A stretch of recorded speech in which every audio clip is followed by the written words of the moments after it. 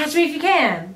Live in living color. Da, da, da, da, da, da, da. Lyrics. Live in living color. Blink your eyes and I'll be gone. Yes, I'm live in living color to me. I love this show. This is great. It's so much fun. Yes. It's so much fun. It is like a really just fun, good old musical. The ensemble is amazing. Oh yeah, the ensemble was really well utilized. I mean, which for the way that it's done as like a 60s variety show, obviously they're going to be big chorus numbers. And they're just so talented and great. It's, I love it. It's just a big musical. I loved it, and it's great. And honestly, like everything in it was really good, and I have no critiques. But all I want to talk about is Kerry Butler. Because listen, like the whole show is great, and it's good and fun and enjoyable. But that 11 o'clock number that Kerry Butler does is just, I'm speechless. It blows your mind. It's so good. That song is genius. That song is so good. So well written. Such a great song. And she sings the shit out of it. I know. She kills it. I know. She just takes that song and eats it up and spits it out in your face and is like, choke on it. And I did. I gagged. Moment that caught me like that, not that that song wasn't amazing, was Don't Break the Rules. Because it came out, the first time I saw it, it came out of nowhere. Yeah. I mean, not nowhere, because I know that Norbert Butz is amazing. But you know what I love so much about it? I mean, Norbert Butz is a f***ing genius. But mostly, what I loved was that his character has like a little funky walk, you know? Like he's a little not so light on his feet. Right.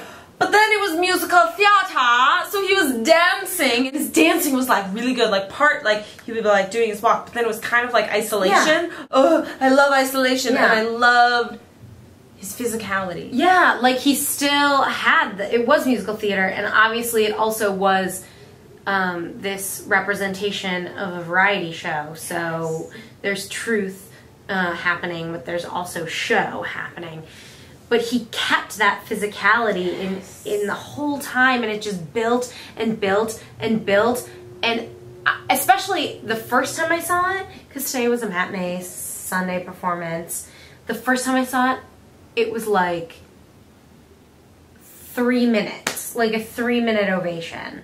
This is the first show I had seen him in, so, you know, like, everybody's always like, Norbert Butz. I'm like, obviously, I'm like, yeah, sure. Then it's, like, so different when you actually see it live, and you're like, oh my god!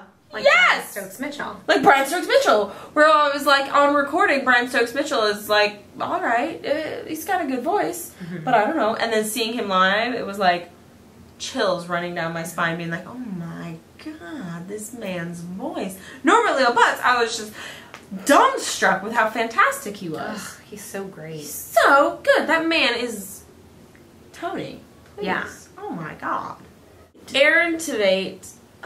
What a talent. He worked. Work, boy. My goodness. His voice is like wow. so amazing. Yeah. I can't even. And he really played, his acting is also really good because he played that character so well because he has such a mixture of confidence and vulnerability. Yeah, and then there's like moments when you're like, oh my god, yeah, he is like playing an 18-year-old. You see it because his cons, he acts, he's like an adult, he's a lawyer, he's a doctor, he's been through, you know, med school, which means he's like 28 or whatever. And he has that confidence, and he plays that confidence in his cons, and then there'll be like moments where you're like, oh yeah, that's right. He's 18. He's a kid. He's a kid who just wants his parents to get back together. Yeah. You know, and is doing the best that he can to make that happen. Should have been in Wonderland.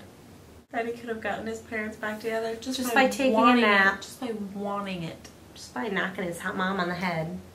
Oh, they're back together! Yay! Good sets. I like the sets a lot. There was a couple bad wigs, though, honey.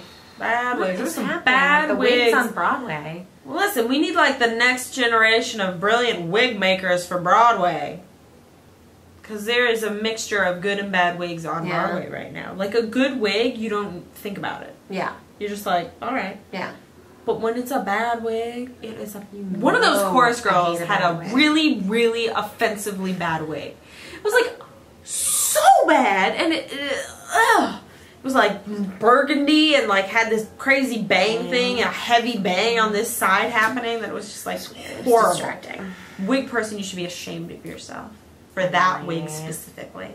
Too much. I don't think so. I love the jazz in this show. Butter Out of Cream is... I love that song. Oh my god. I could listen to that song over and over and over again. Oh, Doctor's Orders. Oh, that song was amazing. Yes. Those girls can sing. Yes. Woo. Oh, I love The Man Inside the Clues. Yes. And Little Boy Be a Man. I mean, I just love it. Really good music. Really well good music. Done. Well done, boys. Oh, Butter Out of Cream, though. I mean, I think that song and Fly Fly Away, I'm done. I'm done. I could listen to those two songs for the rest of my life and be happy. I love all the other ones, but Fly Fly Away is just a perfect song. I mean, it was written for her. They wrote it for her. Yeah. Fly, fly, I'll be your alibi, my baby. Fly, fly, fly away. I liked it.